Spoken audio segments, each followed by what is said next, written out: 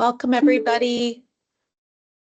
Our numbers are ticking up a little bit here, so I might just move into getting us started now. So welcome, everyone. Good afternoon, and thank you for joining us today to talk about our PlanH 2025 info session. So again, thank you for taking the time to join us this afternoon, and we're excited to share more with you about our grant cycle that has opened up as of a couple weeks ago. So next slide, please, Pat.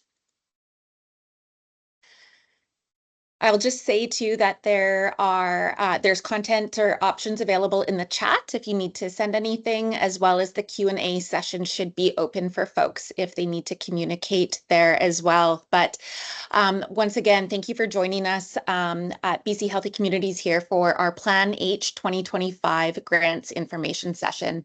My name is Vanessa Manuel, and I'm the Executive Director. And I'm really happy to be joining you all for what is my first PlanH grant cycle. I'm joined today by all of my colleagues, but two others that I will just speak to who will also be chatting with folks this afternoon.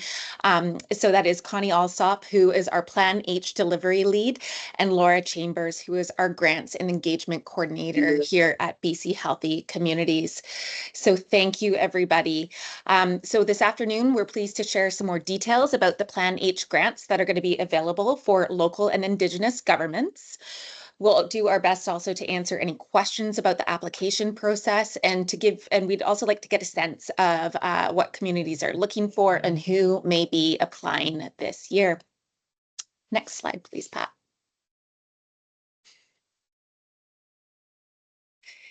And before I go any further here today, I want to recognize that myself and my colleagues here, we are joining you from BC Healthy Communities today, and we are on the traditional territories of the Lekwungen peoples, which include the Wasanich, Songhees, and Esquimalt First Nations. The historical relationships of Indigenous peoples with the land is recognized, emphasizing that these relationships are not simply historical, but they continue to this day.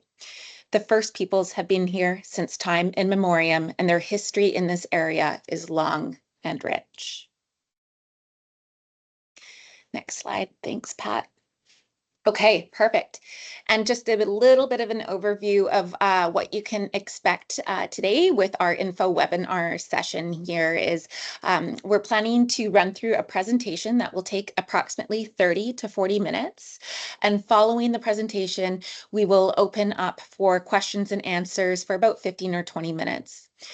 I also, just a few housekeeping slides here as well. I would just like to remind everybody that today's session is being recorded, and it will be up on our website as well as the YouTube site, so that participants will also receive a link to the recording via email should you wish to share it with any other potential partners or have any follow-up questions that you'd like to review again. I also kindly request that folks do not use their own AI recorders. As I said, we will be recording this session and we'll be making it available. And once again, please post questions using the Q&A function. Like I said, I'm joined here today by not only Connie and Laura, but also the whole BC Healthy Communities team. So in the background, we have folks who are monitoring the chats, the Q&A, and other tech sessions for us. So Pat, Monica, Gurmeet, and Stephanie are all here with us too.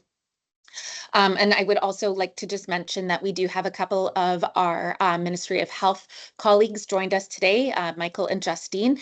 So we may call upon them to support the Q&A session if that's required too. So thank you again for the support from everybody today. Next slide, please, Pat. Okay. And so I just want to start with a little bit of a background about BC Healthy Communities Society and the PlanH program. Since 2005, BC Healthy Communities has been operating as a province-wide nonprofit organization that facilitates the ongoing development of healthy, thriving, and resilient communities. We provide a range of resources, programs, funding, and fee-for-service offerings that support multi-sectoral groups to collaborate around a shared vision and a common practice. We really operate at that intersection between planning and public health adjacent to our government partners. And so with that, I would like to hand the presentation over to Connie Allsopp, who, as I said, is our PlanH delivery lead, and she's going to take you through more information here about our PlanH program. So thanks again for joining us this afternoon.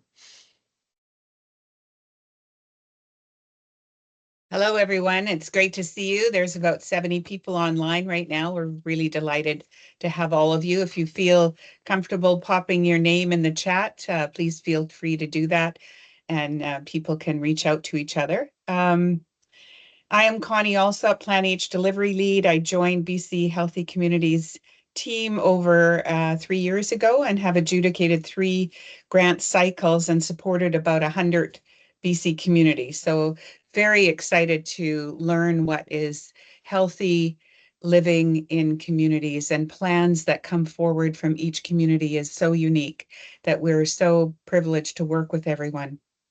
Since 2012, BC Healthy Communities has been providing over 300 grants to support the communities around the province. And PlanH programs are for Indigenous and local governments, specifically to support local governments and partnerships and engagement, and to really promote that in all sectors to become healthier in the communities. Providing learning opportunities, resources, leading edge practices, and collaborative capacity building is what we really, as a team, and as Vanessa mentioned, we have a whole team here to support you. And although we're small, we're mighty, and we love to help communities with their projects. So feel free to reach out to us. We recognize that each community has policies, plans, and decisions that affect everyone's health and well-being at the local level. Our partners with the Ministry of Health are supporting and aligning with the provincial health promotion strategies, and that's in the action guide and in the application, and you can read a bit more about that. I think later Laura's going to go into that. I mentioned that additional funding does come from the Vancouver Coastal Health for extra healthy public policy. It's specific to their region. So we do try to make sure it goes across the whole province as we're adjudicating the grants. Next slide, please.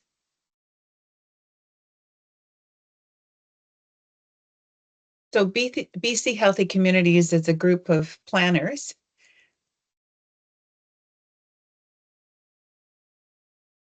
Thanks, Pat, for getting the right slide there. I appreciate that. So BC Healthy Communities approach, 4 key factors, a healthy communities lens, more than healthcare, removing barriers, and equity comes first. So each of these points goes into a little bit more depth in the application guide, but at the point, we just want to make that healthy communities lens is about approaching the social, economic, and environmental factors that play a key role in health and well-being. More than healthcare, evidence shows that between 60 to 75% of factors influencing our health are outside of the healthcare system. So it's more about the upstream healthcare. It's preventing health issues before they actually happen. And so that's where we're encouraging communities to look at what would be preventative.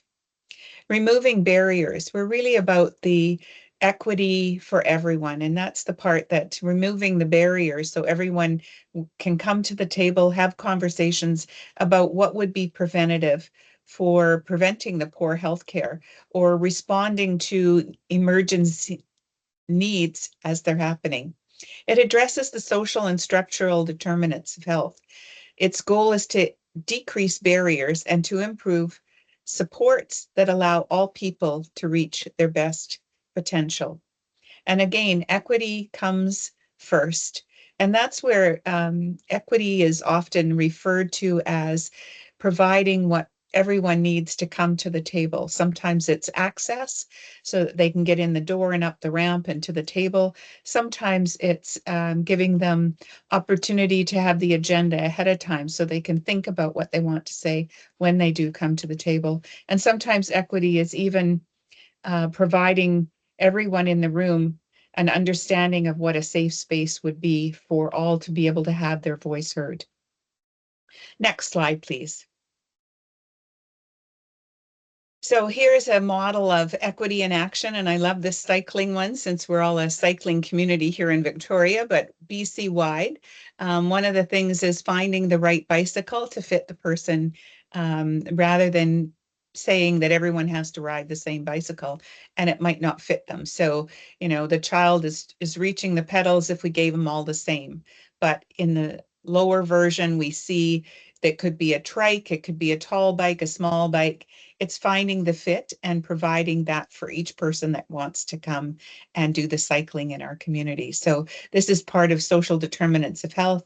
It's using an upstream intervention, and it's considering equity in the design of how we create our events or community connections or our policies when we look at reviewing the policies. Next slide, please. So I think this is over to Laura. Thanks so much.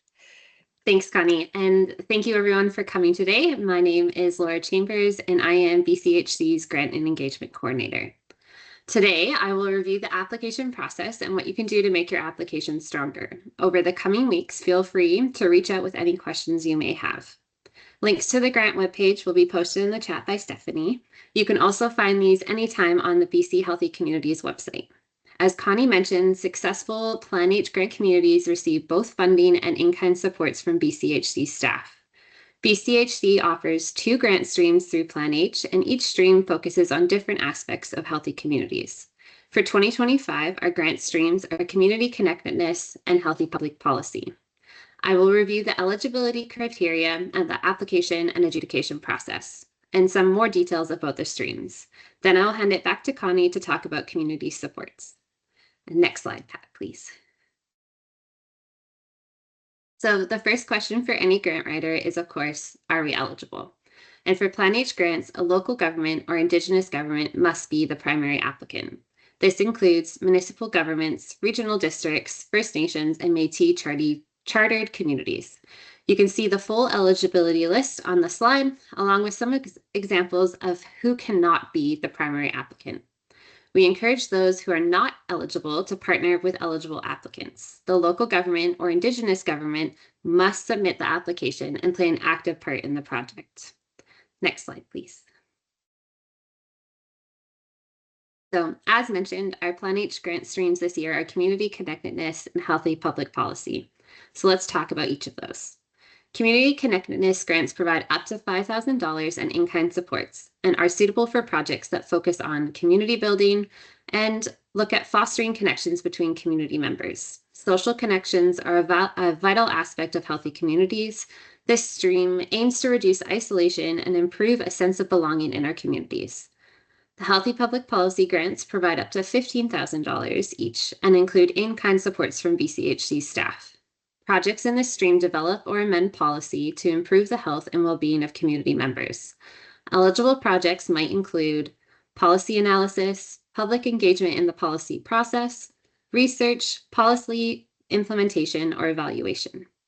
Next slide, please. We are also looking to see how our HPP, or Healthy Public Policy grants, applications support provincial health priorities. In September 2024, the BC Ministry of Health announced British Columbia's Population and Public Health Framework, Strengthening Public Health.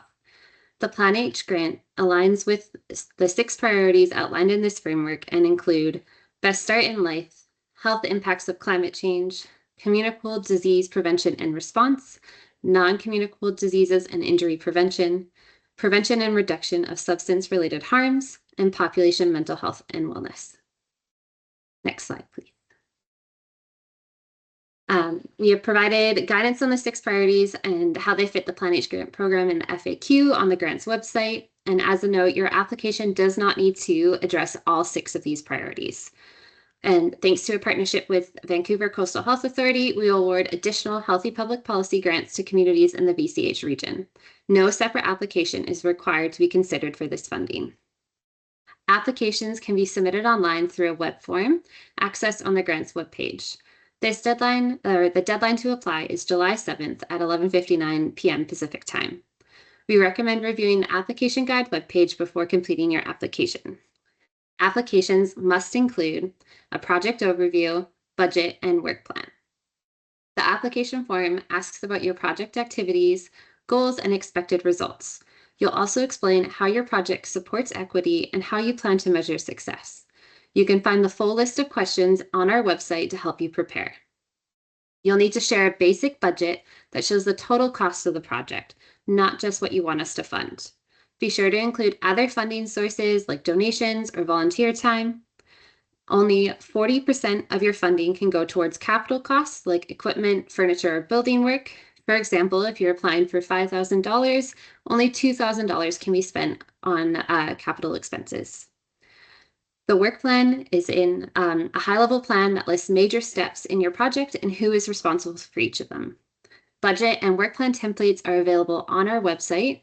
These include examples to help guide you, and you'll be asked to upload your completed template during your the application process. You can also upload extra materials like letters of support or reports showing the need for your project. We know that internet access can be intermittent in some communities. If using the web form to apply will not work, please contact us at grants@bchealthycommunities.ca to make alternate arrangements, and that email will be shared again later on. I could have the next slide, please, Pat.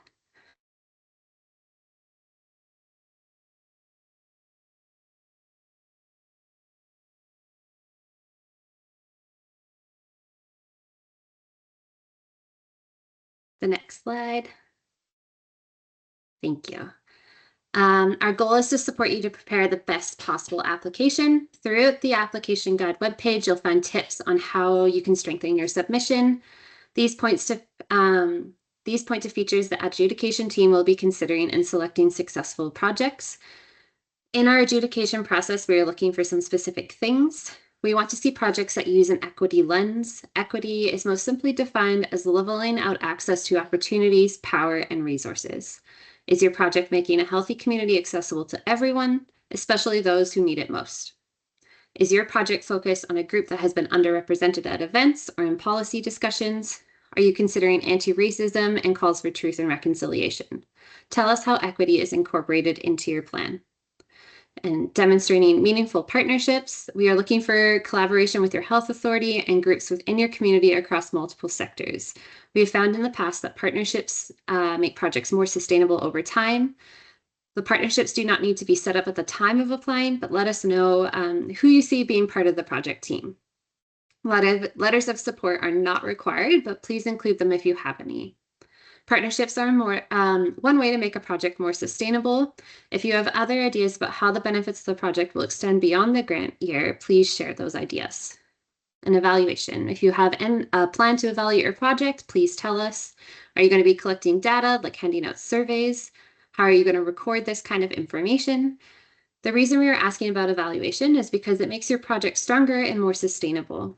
One bonus of including evaluation plans is that the data collected will provide material to be included in your final report due October 2026. I will discuss that in a moment. Reviewing the guide or webpage. Make sure you review the application information on our webpage before finalizing your application. You can also email me with any questions, and you may find that some of those questions are covered in the FAQ section of the grant webpage. You're also welcome to book a consultation call with us to discuss your project idea. And next page, please.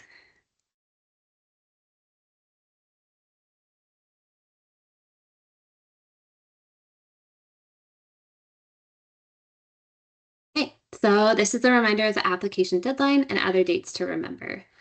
Deadline to submit your application is July 7th. We will notify applicants of the result in August. For selected projects, funded activities can start as early as September 1st, 2025 and must be completed by September 30th, 2026. There is a requirement to submit a final report, including a financial report, by October 1st, 2026. 20% of the award is held back until the final report is completed. This report is like the application form. We're interested in hearing how things went, what has changed because of your project, and what have you learned. That completes my overview of the grants, and I will pass it back to Connie to talk a bit more about how BCHC can provide supports along with the funding. Thank you.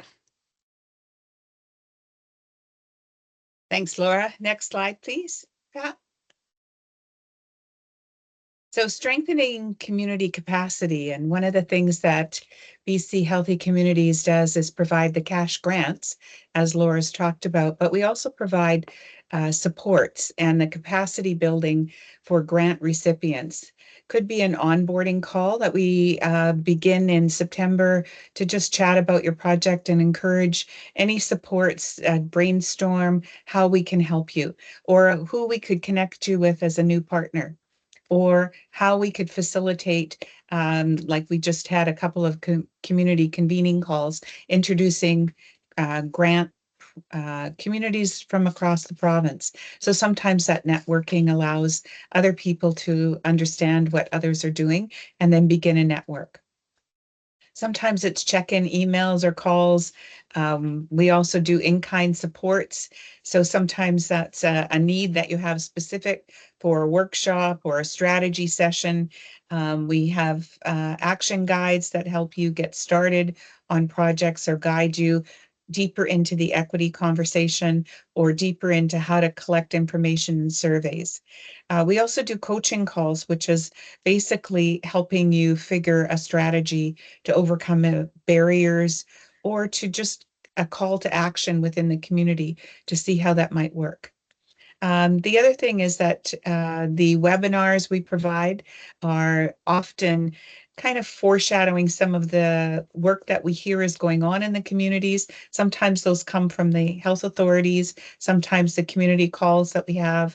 Often it's through conversations throughout BC that we find these topics or titles that are really valuable webinars that we can bring community examples with academics and kind of try to bring groups together to be able to have the conversation about sharing what's going on from several perspectives.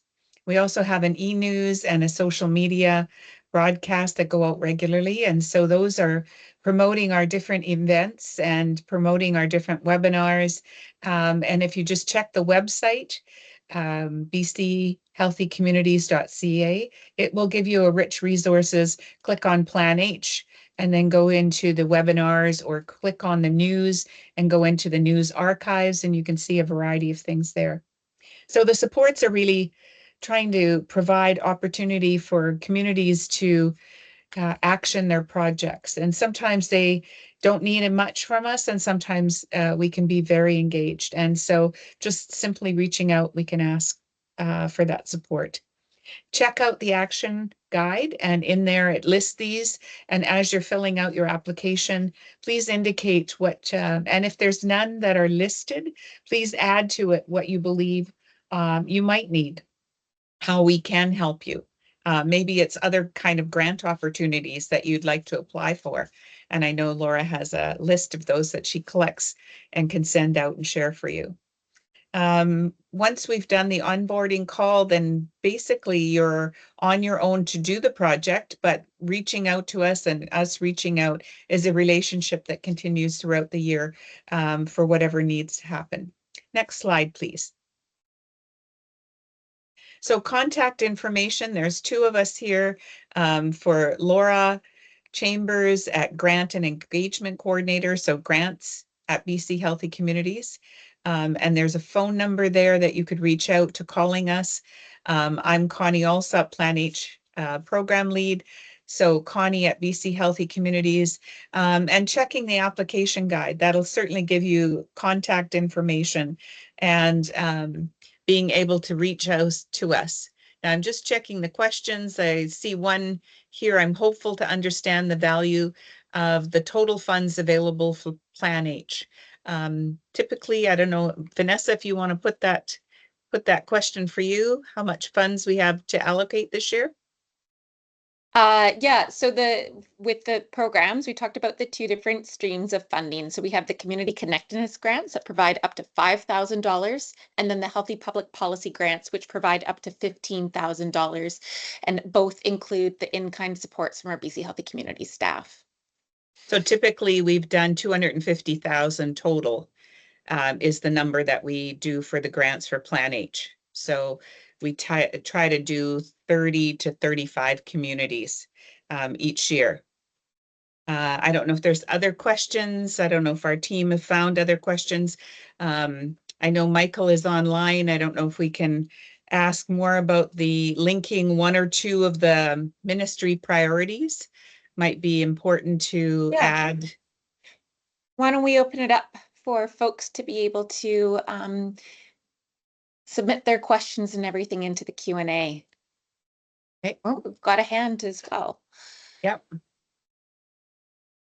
So I think we have it set up that unfortunately participants can't turn their cameras or mics on. So if you do have a question, please pop it in the chat or in the Q&A section. Thank you. I'm just looking quickly through the chat to see if there's anything.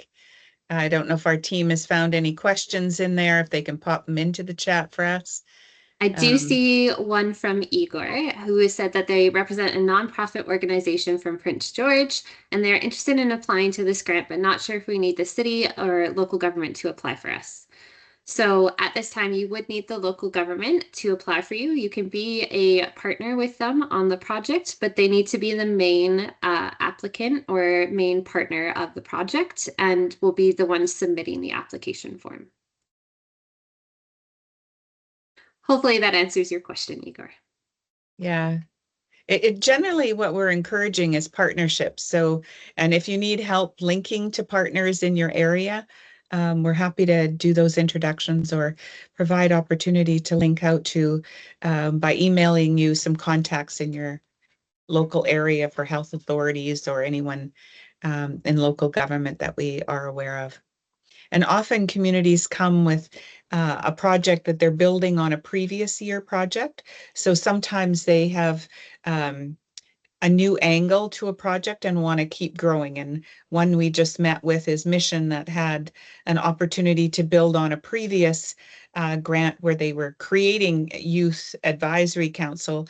And now this year they've built on it to have the Youth Advisory Council involved in the OCP. So creating the official community plan and having input into it. So it's really exciting to see how some of the projects actually continue to build on each other. If you go to our website, you can begin to see a few examples of projects that have shared their work with us. We can get into promotions for that. And some of those are Penticton land use. They've shared a blog post in our most recent newsletter. We have a Squamish Grows Green Futures, which is a 18-page report in our newsletter. And if you also look at Seabird Youth Entrepreneurship, there's a report there, 2 video coverages that you could share within your communities to really have a look at some other communities' projects and what they've shared with us are examples from the 2021 Equity in Action webinar from Kelowna, and also a webinar from last year, 2023, Port Hardy shared a project review. So those are a couple of opportunities to just have a look at other PlanH communities and what they've been reporting on what they've been doing. Yeah, So, great, thanks. Perfect. Lo, I see a question from Christine in the Q&A there that looks like it's kind of a bit of a follow-up to our last question there, if you want to. Thank you. So I don't think there is an expected or preferred division of roles or responsibilities between the two partners. I think it can be, what will work best with your project. So if you end up being the project lead and do most of the work, we still want to just see that partnership between that nonprofit and the municipality that you've partnered with. Thanks. And I think there's another question about, will you fund 100% of project costs, or is an organizational contribution or other funding source needed? If anyone wanted to answer that one. We recognize not-for-profits. The requirement on how long the not-for-profit society has been established is not something that is our concern, because that's the partnership with the local government. And only ones that we've actually used as not-for-profits is Métis Association, and that's just their governance structures that we've used. So I think one of the things that in the not-for-profit, it's really important to find a local government contact or an Indigenous government that you can partner with, because that is who qualifies for our grants. Thanks, Connie. I'll just loop back to the 100% of project costs or as an organizational contribution or other funding source needed. I would say we wouldn't require an organization to put funding or like contribute to the project overall. We would recommend that you have other sources of funding, especially if it is a bigger project, but other sources of funding could be volunteering or donations that that occur. Thanks, Laura. Yeah, and so I would just add that the PlanH grants will cover the costs up to those maximum amounts. So if it is, ends up being 100% of your project up to the $5,000 or $15,000, then that's appropriate as well. So there's no requirement for organizational contribution beyond that. And I see one from Tammy from Boundary Community Ventures. Our activities span across the Boundary region, which has municipalities and region districts. Would all government need to be partners or just one? Just one would be great if you can have them as a lead. We had a project last year that brought together in their planning. So it was a healthy public policy grant, and they brought together 6 municipalities in their 4 workshops to talk about housing and cooperative housing. So that was in a video in 2024 that we did with North Vancouver and a city a consultant and a builder. So there was an opportunity for them to collaborate, but also for them to collaborate with 6 other municipalities on land and city planners looking at co-housing opportunities. So you can bridge all of those municipalities, but one takes the lead, and that's who you would apply with. And I just want to make sure we don't miss this one. So this is from Farah, from a nonprofit organization in Burnaby. Can we partner with Burnaby Municipality? So yes, if you are able to get or can build that partnership with Burnaby, and if they're interested in applying, you can definitely partner with them. And yeah. And I don't think we have any other questions coming up. I'll just double check the Q&A section. And I believe we covered all the questions there.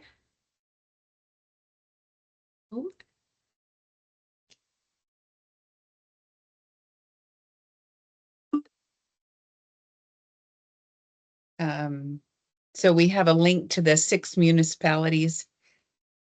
I don't know, there was a question coming in there, Laura. I don't know if you saw that one. Kim, I'll make a note of that. I don't know if I have the link directly, but it would be probably on our webpage under the webinars. If not, I will have your email in our registration lists, and I can send that to you after. I'll make a note. And so here's a question that came in recently from Joanne is, how are the grants amounts dispersed? 80% yes at the beginning, 20% submission of the report, or an extension report. If you are working for 1 year, and sometimes projects move at the term we've coined is speed of trust.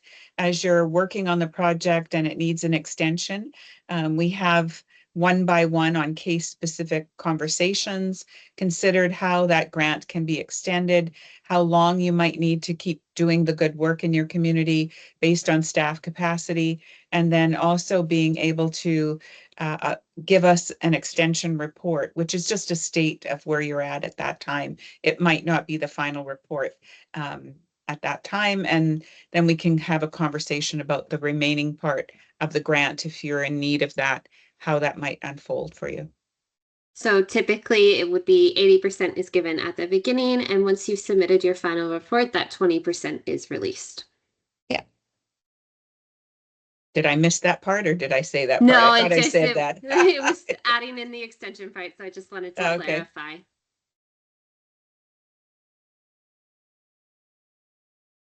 I don't see any more questions coming in. I think we've... Nope, we've got one more in the Q&A here also. So from Christine, if a municipality has received a healthy public policy grant in recent years, would that affect its eligibility or likelihood of being approved for a community Connectedness grant? It would only affect eligibility if that previous project has not yet finished and submitted their final report. So we do continue, or we will fund communities again. We just have to make sure that that final project or that project, the previous project, has been completed. And we do look province-wide to ensure that we are looking at all the grant applications and trying to distribute applications across the province for rural and northern communities.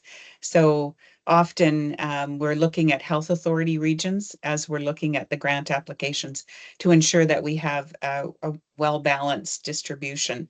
So we can't guarantee that each year you'll get the funding, but certainly apply. Please do.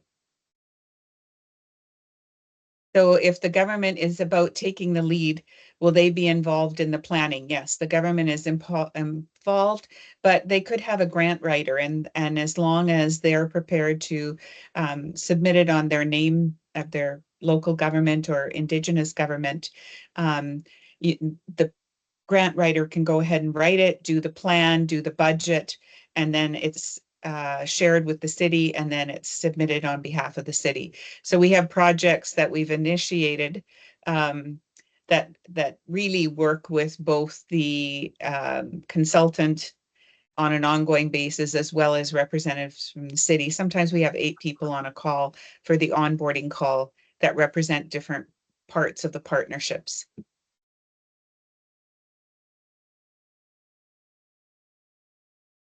Other questions that we have coming in? I Things think have slowed down a little bit. I can wrap it up, but we're at about 40 minutes today.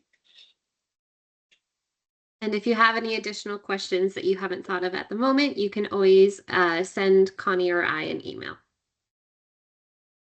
So just wrapping up for today, I don't see anything else. We'd like to thank you all for joining us. We're really pleased to announce the grants and to have you with us here today. We have still several people on the call working with us here. So thank you for that. And please look for the YouTube posted after this, where it will be available if you want to share with other partners or other people for the information session.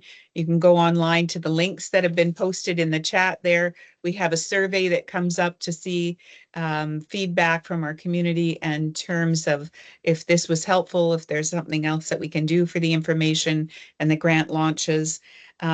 We do have some things coming up that we'd like to share with you. Please look at our website for any details and registration.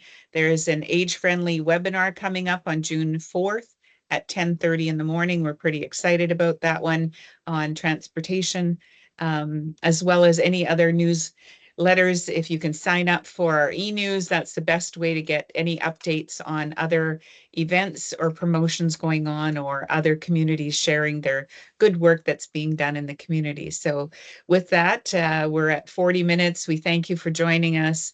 It's our pleasure to be here and to be supporting all of the BC communities and those that have chosen to attend. So thank you, and have a good day.